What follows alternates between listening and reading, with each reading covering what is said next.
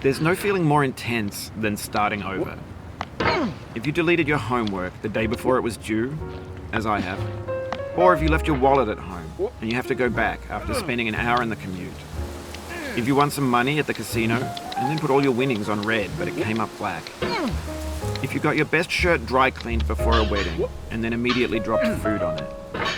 If you won an argument with a friend and then later discovered that they just returned to their original view. Starting over is harder than starting up. If you're not ready for that, like if you've already had a bad day, then what you're about to go through might be too much. Feel free to go away and come back. I'll be here.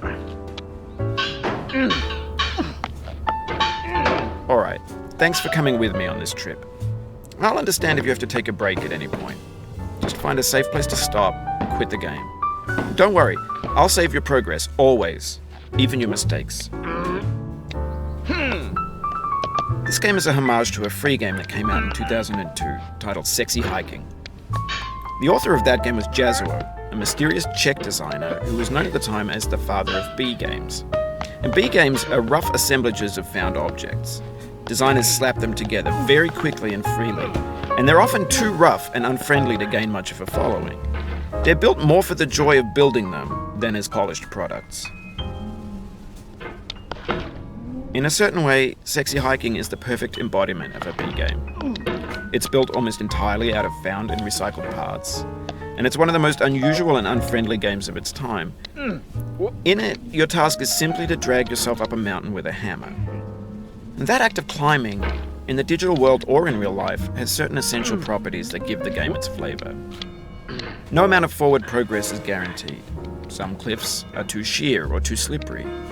And the player is constantly, unremittingly in danger of falling and losing everything.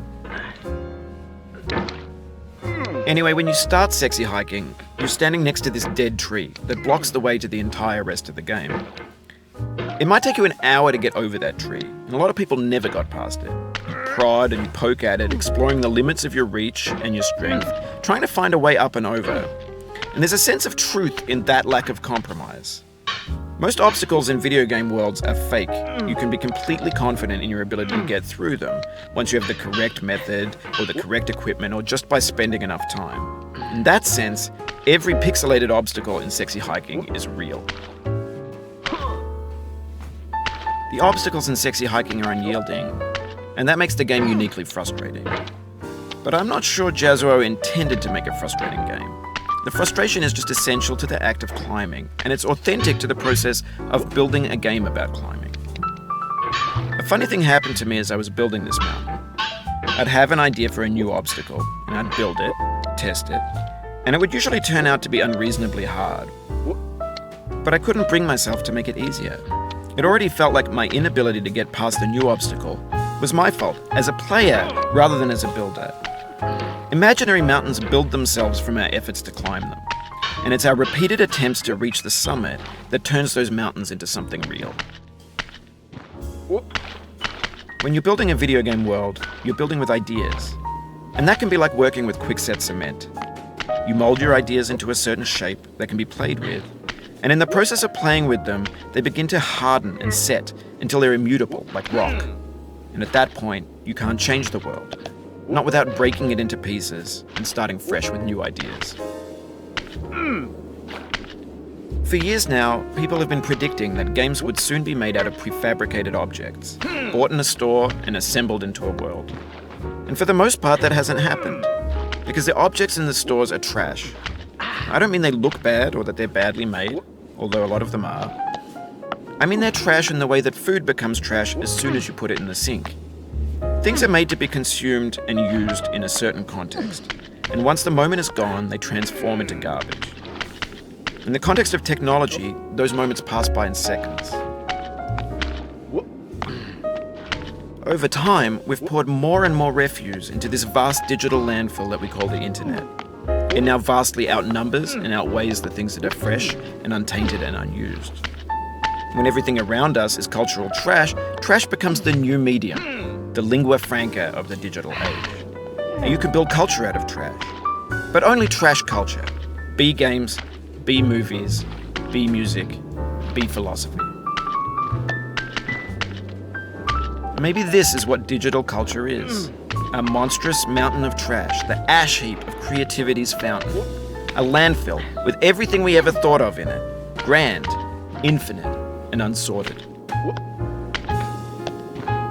There's 3D models of breakfast, Gen X's fanfic novels, Scan magazines, green screen Shia LaBeouf, banned snuff scenes on LiveLeak. Facebook's got lifelike bots with unbranded adverts and candid shots of Kanye and Taylor Swift mashups, car crash epic failed GIFs, Russian dashcam vids, discussions of McRibs, discarded, forgotten, unrecycled, muddled, rotten, untitled.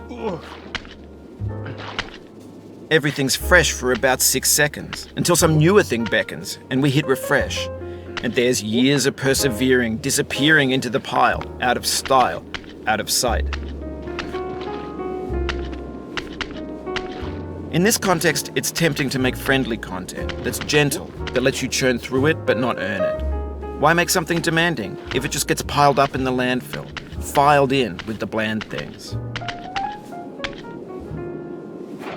When games were new, they wanted a lot from you. Daunting you, taunting you, resetting and delaying you. Players played stoically. Now everyone's turned off by that. They want to burn through it quickly, a quick fix for the fickle, some tricks for the clicks of the feckless. But that's not you, you're an acrobat. You could swallow a baseball bat.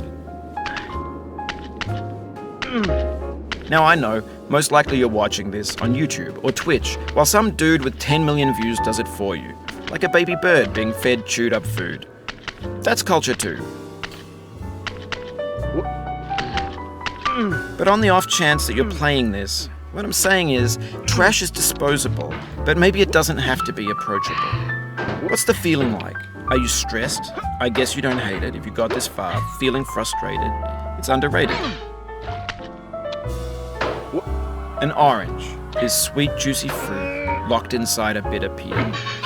That's not how I feel about a challenge. I only want the bitterness. It's coffee.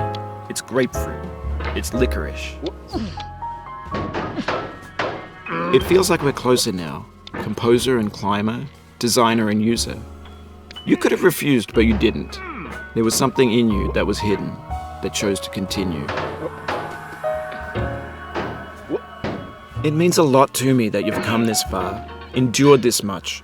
Every wisecrack, every insensitivity, every setback you've forgiven me is a kingly gift that you've given me. We have the same taste, you and I. It's not ambition, it's ambition's opposite. An obdurate mission to taste defeat. You'll feel bad if you win, so I put this snake in for you. Have you thought about who you are in this? Are you the man in the pot, Diogenes? Are you his hand? Are you the top of his hammer? I think not. Where your hand moves, the hammer may not follow, nor the man, nor the man's hand. In this you're his will, his intent, the embodied resolve in his uphill ascent.